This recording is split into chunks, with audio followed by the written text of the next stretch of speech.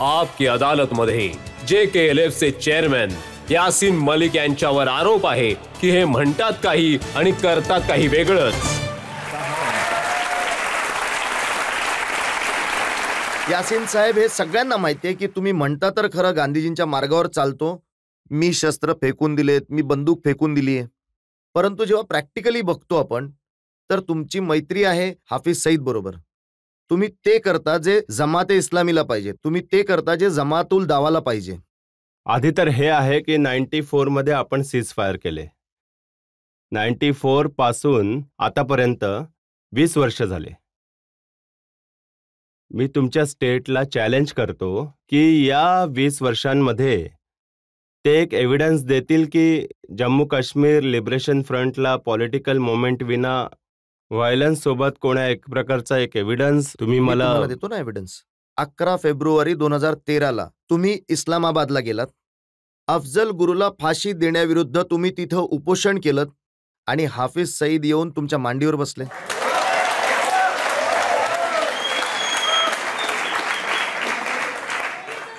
Photos आहेत, तुम्हाला पाहिजे तर मी दाखवू शकतो तुमचे आणि हाफिज सईदचे फोटो। मी याचं उत्तर देतो। हे बघा, यासीन मलिक आणि हाफिज सईद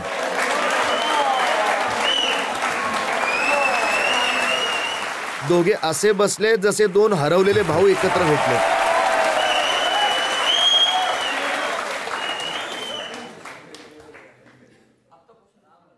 तर मग अटल बिहारी वाजपेयीजींनी रमजान सीज फायरची घोषणा केली, त्यावेळी ऑन रेकॉर्ड त्यांनी म्हटलं की जर काश्मीरची लीडरशिप पाकिस्तान जाण्यास। तुम्ही तर मला हाफिज सईद बद्दल सांगा। मी इकडेच तर येतोय आता। मी तिकडे त्यांच्या बरोबर बसले होता, बिलकुल। ते आतंकवादी आहेत की नाही आहेत? तुम्ही मला यावर बोलू देणार आहात का? बरं सांगा।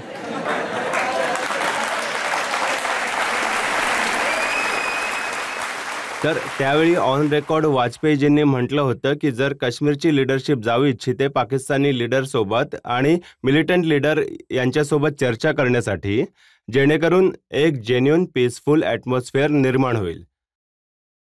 त्याच्यानंतर वाजपेयीजींचं गव्हर्नमेंट बदललं, नवीन प्राईम मिनिस्टर मनमोहन सिंगजी आले। 2006 मध्ये माझी त्यांच्यासोबत भेट झाली, ऑफिशियल मीटिंग।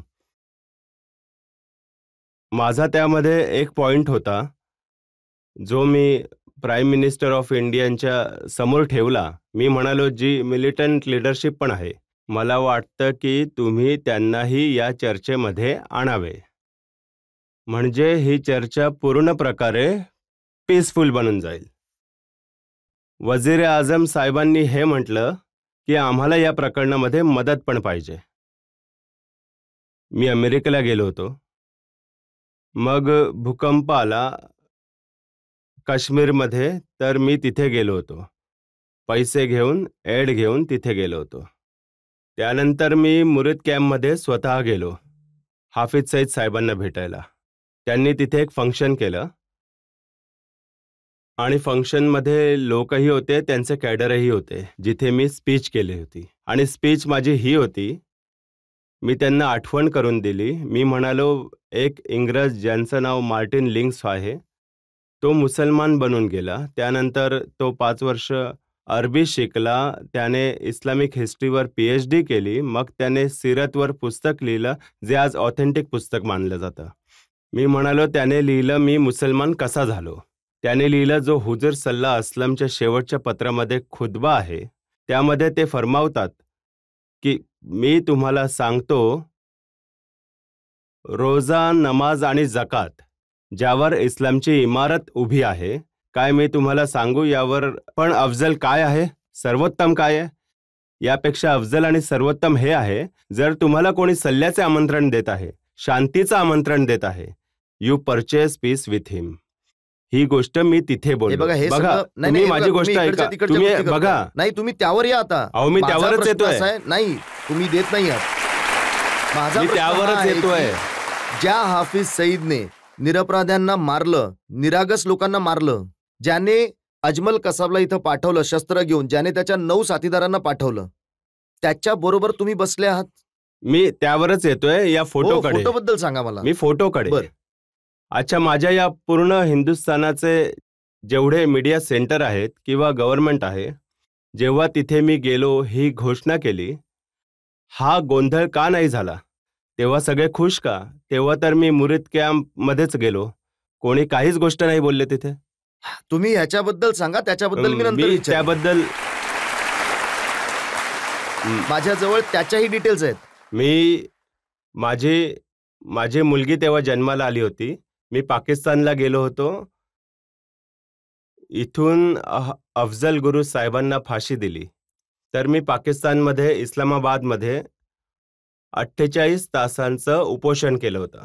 या उपोषणाचा काय अर्थ आहे सांगा बरं मला. What is the concept of hunger strike? Hunger स्ट्राईकच्या संघर्षाचा एकच मेसेज आहे की तुम्ही प्रोटेस्ट करत आहात आपल्या स्वतःलाच त्रास देऊन, ना की कोणत्या प्रकारचा व्हायलन्स करत नाही, ना कुणाला त्रास देत आहात. हा बेसिक कन्सेप्ट आहे हंगर स्ट्राईकचा. हीच हंगर स्ट्राईक मी केली पाकिस्तानच्या भूमीवर. आणि तिथे सिव्हिल सोसायटीचे लोक आले, सर्वच राजकीय पार्ट्यांचे लोक आले, तिथे हाफिज सईद साहेब सुद्धा आले. परंतु हे मला तुम्ही सांगा की ही जी हंगर स्ट्राईक आहे याचे तत्वज्ञान काय आहे, याचा मेसेज काय आहे? ते जे हाफिज सईद आले होते त्याचा मेसेज काय आहे? मी तर तिथे कोणाला पण बोलवलं नव्हतं. जेवढेही लोक आले ते स्वतः आले होते. परंतु जो हा हंगर स्ट्राईकचा कॅम्प होता, या हंगर स्ट्राईकचा मेसेज आणि कन्सेप्ट काय आहे याचा एकच मेसेज आहे की तुम्ही शांतीपूर्ण पद्धतीने आपला प्रोटेस्ट करावा. कदाचित ती हंगर स्ट्राईक तुम्ही मुंबई हल्ल्यानंतर भारतात केली असती ना, तर तुमचं कौतुक झालं असतं. इकडे तुमच्यावर एवढ्या प्रश्नांची सरबत्ती नसती झाली. बघा, मी आधीही हे सांगितलं आहे. तुम्ही मला हेही म्हणू शकता, जे पाकिस्तानमध्ये जेव्हा मारले जात होते लोक, तुम्ही त्यावर पण का नाही बोलले? प्रकरण हे आहे जे मुंबईमध्येही झाले, मी आधीही केले, मी आता ते रिपीट नाही करत आहे. फक्त यासिन मलिक नाही, काश्मीरमध्ये जेवढेही तेहरीकचे लीडर आहेत त्या सगळ्यांनी मुंबईच्या इन्सिडेंटला कंडेम केले आणि म्हटलं की ही ब्रुटल किलिंग आहे. यासिन साहेब त्यांनी म्हटलं की अफजल गुरुला जर फाशी दिली तर तुम्ही हंगर स्ट्राईक कराल, आणि जर मुंबईमध्ये हल्ला झाला तर हाफिज सईदच्या विरुद्ध तुम्ही काही नाही बोलणार, तुम्ही हंगर स्ट्राईक नाही करणार. अहो साहेब, जर मी पण तुम्हाला एक गोष्ट विचारली, तुम्ही हिंदुस्थानाचे शहरी आहात. जेव्हा गांधीजी इथे लढाई लढत होते तर बर्तानियाशी जे शहरी आहेत ते पण त्यांच्यासोबत उभे होऊन जायचे. मी पण जर तुम्हाला एक गोष्ट विचारू, 1 लाख काश्मीरी हत्या केले गेलेले, मुले, वृद्ध, महिला, लहान लहान मुलं. जर मी तुम्हाला पण हेच विचारू, काश्मीरच्या प्रत्येक भागात, काश्मीरच्या प्रत्येक गाव आणि नगरामध्ये फक्त शहीदांचे कब्रिस्तानच दिसून येतात. मग तुम्ही त्यासाठी इथे का नाही रस्त्यांवर निघून येत? यासिन साहेब, ते हत्या करण्यासाठी आतंकवादी पाकिस्तानमधून येतात, हत्या करण्यासाठी आतंकवादी सुडानमधून येतात. बघा, मी आधीही हे बोललो, मी आताही रिपीट करेन. मुंबईमध्ये जे झालं, मीच नाही, काश्मीरच्या सगळ्या लीडर्सने त्याला कंडेम केलं आणि म्हटलं ब्रुटल किलिंग. आज मी तुम्हाला विचारतोय, आज मी आवाज उठवायला तयार आहे की ज्या व्यक्तीने हिंदुस्थानच्या विरुद्ध युद्ध छेडलं त्याच्या कॅम्पमध्ये तुम्ही गेलात, 4 तास तिथे राहिलात, त्यावेळी सुद्धा तो हिंदुस्थानचा मोस्ट वॉन्टेड आतंकवादी होता. बघा, एक गोष्ट मी तुम्हाला सांगतो, जेव्हा त्यावेळी प्रकरण पुढे जात होतं, तुमच्या हिंदुस्थानामध्ये पण, पाकिस्तानामध्ये पण, जगभरात आणि काश्मीरमध्ये सुद्धा एक पॉझिटिव्ह वाइब होती की कदाचित प्रकरण आता निर्णयाच्या दिशेने जात आहे. मी तुम्हाला एक फायनल प्रश्न विचारतो, काय तुम्हाला वाटतं की हाफिज सईद सारखे लोक जे हिंदुस्थानचे दुश्मन आहेत, जे इथे दहशत पसरवतात, जे आतंकवाद्यांना तयार करतात, त्यांच्याशी कोणीही चर्चा करायला पाहिजे? काय ते मानवतेचे शत्रू नाहीयेत? काय ते इस्लामचे शत्रू नाहीयेत? बघा, मी तुम्हाला एक गोष्ट सांगेन, जेव्हा आम्ही काश्मीरची गोष्ट करतो, मी कधीच हे नाही म्हटलं की जे लष्कर-ए तैयबा आहेत की ते काश्मीरच्या मुद्द्यांवर बोलतील. ते माझं काम नाहीये. माझं काम हे आहे, जेव्हा प्राईम मिनिस्टर ऑफ इंडिया साहेबांना भेटलो, तर त्यांना पण जेव्हा मी अमेरिकेला गेलो, व्हाईट हाऊसमध्येही गेलो, अमेरिकेच्या स्टेट डिपार्टमेंटमध्ये मी म्हणालो, जे काश्मीरी मिलिटंट लीडरशिप आहे, ज्यांचा नेता सलाहुद्दीन आहे, मी म्हणालो की त्यांचा टॉक्समध्ये सहभाग नक्कीच झाला पाहिजे, जेणेकरून जे नवीन पीसफुल ॲटमॉस्फिअर निर्माण होईल जेन्युइन टॉक्ससाठी. हे माझं काम आहे. बाकी जेव्हा मी हाफिज सईद साहेबांची गोष्ट करतो, हाफिज सईद साहेबांना आम्ही हीच गोष्ट त्यावेळी जेव्हा मी मुरीद कॅम्पमध्ये जेव्हा मी गेलो, मी त्यांना हीच गोष्ट बोललो, ज्यामध्ये रसूल सल्लल्लाहु वल्लमला मी कोट केलं होतं की जर यावेळी 2 देश आणि काश्मीरी चर्चेमध्ये पुढे जात आहेत, त्यावेळी आपल्याला पीसफुल ॲटमॉस्फिअर क्रिएट करायला पाहिजे.